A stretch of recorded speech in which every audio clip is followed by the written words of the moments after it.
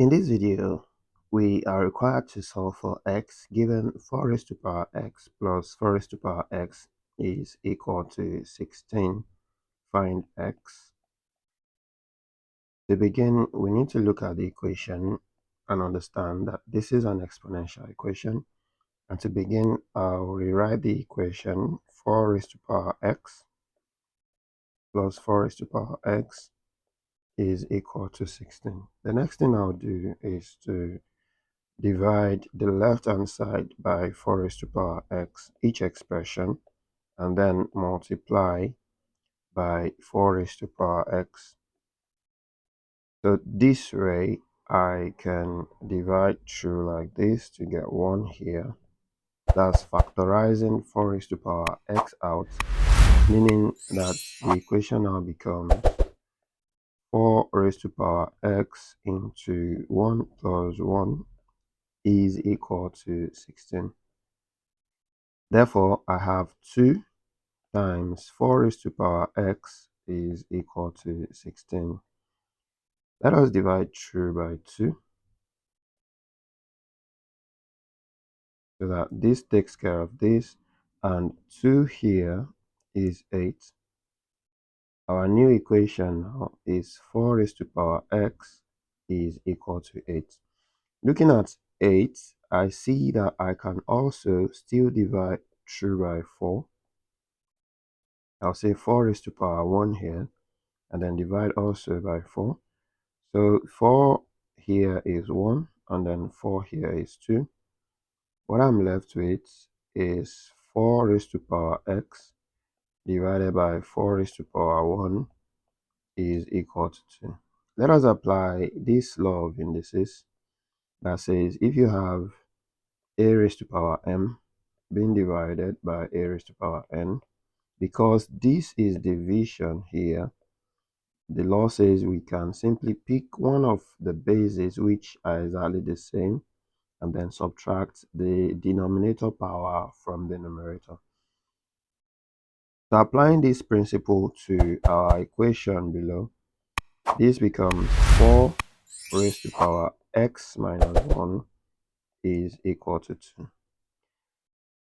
So because 2 here, we can see 2 in this 4, I will express this as 2 raised to power 2, then raised to power x minus 1, and then the right hand side is still 2. If I open up the bracket, I have 2 raised to power 2x minus 2 is equal to 2. So I can now take the logarithm of both sides to base 2 to make things easier. Let us take the logarithm to base 2 of both sides. So I have 2 raised to power 2x minus 2 is equal to log to base 2 of 2. I could have applied another law of logarithm here to get rid of this log 2 base 2. But let's first apply this principle that says if you have the logarithm of m raised to power x, this power x can be transferred to the back here to give us x log m. So I'm applying that to these powers in brackets. So giving us 2x minus 2 log 2 base 2 is equal to log 2 base 2. So because we have log 2 base 2 on both sides, we can now divide through by log 2 base 2. We don't need to apply any principle here since this will just cut out and we have 1 remaining on the right hand side.